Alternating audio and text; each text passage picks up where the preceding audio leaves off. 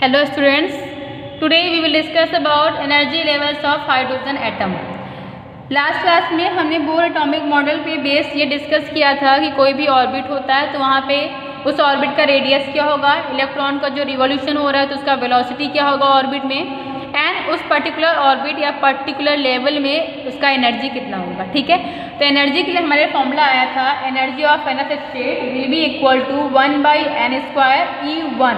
ठीक है, E1 means total formula आपका ये था, टोटल फॉर्मूला एनर्जी के लिए था E equal to -m⁴ divided by n² 8ε0² h²। ठीक है, तो यहाँ से देखिए ये सारी वैल्यूज कांस्टेंट है।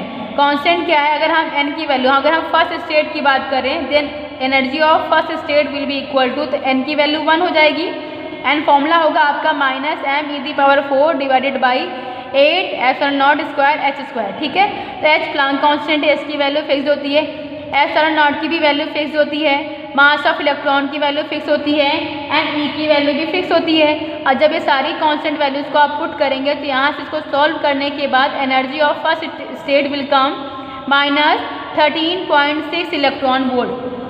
जब आप ये पूरा सॉल्व करेंगे तो आपको समझ सारे कांस्टेंट की वैल्यू पुट करेंगे तो आपको फर्स्ट स्टेट की एनर्जी मिलेगी E1 equal to -13.6 electron volt.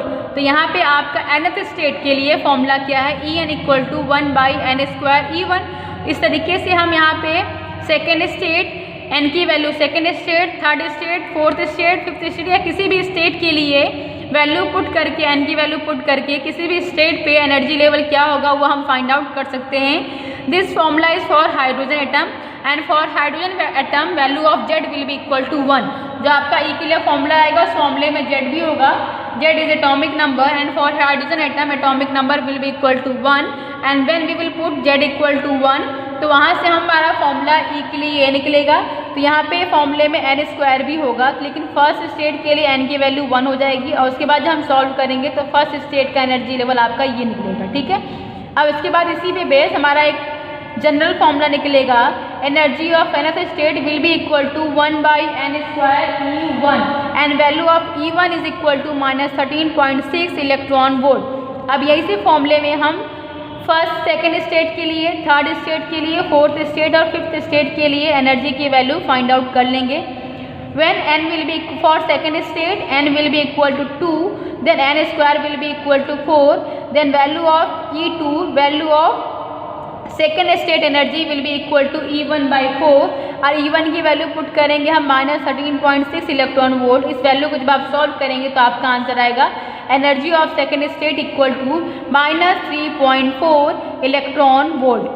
Same हम थर्ड स्टेट के लिए n की वैल्यू 3 पुट करेंगे, then n² will be equal to 9 and आप इसको सॉल्व करेंगे तो थर्ड स्टेट की एनर्जी आपको निकलेगी -1.5 इलेक्ट्रॉन वोल्ट।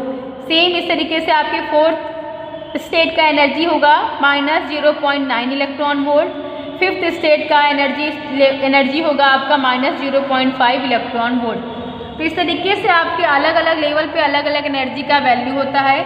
फर्स्ट स्टेट का एनर्जी होता है हाइड्रोजन एटम के लिए -13.6 इलेक्ट्रॉन वोल्ट, सेकेंड स्टेट का -3.4 इलेक्ट्रॉन वोल्ट।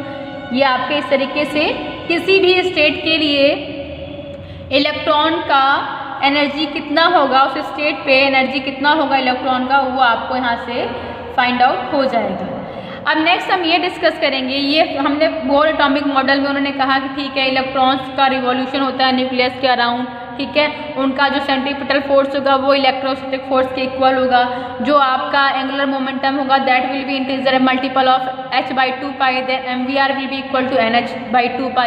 वहाँ से आपने पर्टिकुलर स्टेट के लिए, पर्टिकुलर ऑर्बिट के लिए वैल्यू निकाल दिया कि उसका रेडियस क्या होगा उस स्टेट का, या फिर उसका उस स्टेट का, उस ऑर्बिट का में इलेक्ट्रॉन की वेलोसिटी कितनी होगी उसके रिवॉल्यूशन के लिए, और उस पर्टिकुलर स्टेट में इलेक्ट्रॉन का एनर्जी कितना होगा। तो ये डिफरेंट चीज़ें हमने निकाल दिया। ठीक है, अब नेक्स्ट हमारा फोर्थ पॉइंट ये था कि इलेक्ट्रॉन्स का एमिशन, इलेक्ट्रॉन्स जब एक स्टेट से दूसरे स्टेट पर जाते हैं या इलेक्ट्रॉन जब जंप करते हैं higher energy level to lower energy level या फिर लोअर एनर्जी लेवल से हायर एनर्जी लेवल पे जाते हैं तो वहाँ पे एनर्जी का या तो एमिशन होता है या फिर एब्जॉर्प्शन होता है। इलेक्ट्रॉन अगर आपका हायर एनर्जी लेवल से लोअर एनर्जी लेवल पे आते हैं तो आपका एनर्जी का एमिशन होता है, और इलेक्ट्रॉन लोअर स्टेट से हायर एनर्जी स्टेट पे जाते हैं तो वहाँ पे एनर्जी का एब्जॉर्प्शन होता है। And that amount of energy will be equal to H nu. तो ये हमारा फॉर्मूला था जो हमने 4th पॉइंट में पढ़ा था, E I minus E F will be equal to H nu. तो यहाँ से हमारा फ्रिक्वेंसी न्यू के लिए फॉर्मूला आ जाएगा, nu equal to E I minus E F. तो ये जो फॉर्मूला है H nu equal to E I minus E F means energy of initial state minus energy of final state will be equal to H nu. जो energy का absorption या emission होगा that value will be equal to H nu. तो यहाँ फॉर्मूले पे हम ई आई और ई एफ के लिए फॉर्मूला लिख लेंगे।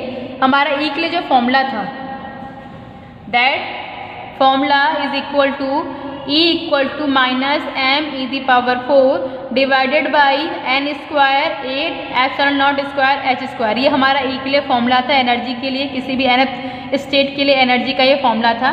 तो हमने इनिशियल स्टेट के लिए हमारा एनर्जी लेवल ले लिया है N I, and final state के लिए एनर्जी लेवल ले लिया है हमारा एन एफ। ठीक है, तो आपका देखिए ई के लिए बाकी सब वैल्यू सेम है, बस आपका क्या हुआ एनर्जी लेवल चेंज हुआ है। आपका फर्स्ट स्टेट के लिए इनिशियल स्टेट के लिए एनर्जी लेवल है N I, and final state के लिए एनर्जी लेवल है एन एफ। तो ई आई और ई एफ के फॉर्मूले को हमने यहाँ पुट कर दिया है, बस हमारा क्या है स्टेट चेंज हो गया है। And this value will be equal to H nu, nu is frequency and H is, देखिए आपकी बात हो रही है फ्रीक्वेंसी ऑफ एमिटेड रेडिएशन।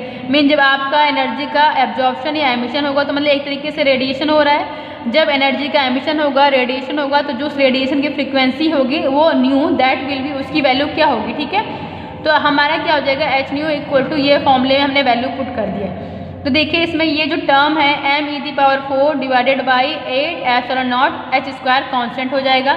ठीक है, अंदर ब्रैकेट में हमारे पास क्या बचेगा, यहाँ पे देखिए यहाँ इस वाले टर्म में बचेगा हमारा minus 1 by N I square, और यहाँ पे जो टर्म है माइनस माइनस प्लस जाएगा, तो ये आपका जो 1 by N F square term plus में आ जाएगा। तो यहाँ से फॉर्मूला आ गया है H nu equal to M E the power 4 divided by 8 epsilon naught square H square N F square minus 1 by N I square. N F क्या है final energy level, and N I क्या है आपका initial energy level है या initial energy state है। ठीक है, अब देखिए फॉर्मूला एक होता है frequency nu equal to C by lambda. Formula होता है nu equal to C by lambda.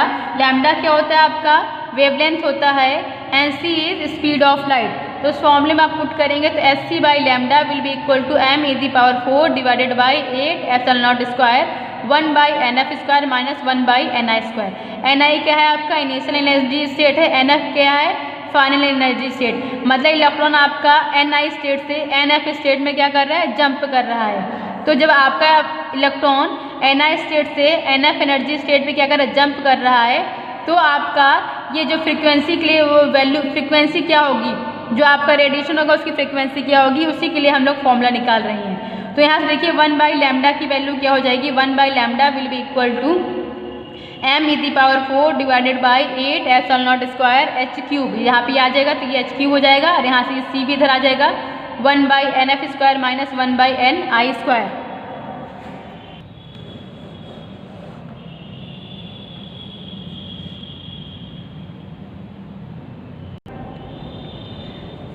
तो देखिए यहाँ पे ये आपका क्या है R क्या है, R will be equal to M E the power 4 divided by 8 epsilon naught square H cube C. And आप सारी वैल्यूज़ को पुट करेंगे तो R की वैल्यू आएगी 1.097 into 10 the power 7 metre inverse, and this constant value known as Rydberg constant. Then 1 by lambda is equal to Rydberg constant R, and आपका bracket में है 1 by N F square minus 1 by N I square, and 1 by lambda is taken as mu bar. Mu bar मतलब and nu bar is equal to 1 by lambda, it is known as wave number. So wave number mu bar will be equal to R 1 by nf square minus 1 by ni square. Ni is initial energy level and nf is final energy level, या फिर electron जो first state से second state में first state से जिस भी state में आपका जंप करता है।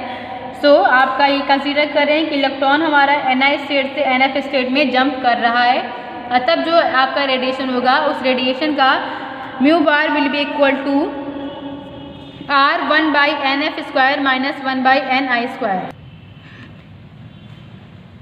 तो इस तरीके से इसी फॉर्मूले में बेस्ड हम हमारी एमिशन स्पेक्ट्रम होता है। एमिशन स्पेक्ट्रम क्या होता है? Here we have 5 series. Emission spectrum में क्या होगा, हमारी ये 5 सीरीज होती हैं कि स्पेक्ट्रम हमें मिलते हैं और उसमें क्या है, स्पेक्ट्रम में आपके 5 सीरीज कौन से, Lyman series, Balmer series, Paschen series, Brackett series and Pfund series. देखिए Lyman series, Balmer series, Paschen, Brackett and Pfund series में क्या डिफरेंस है।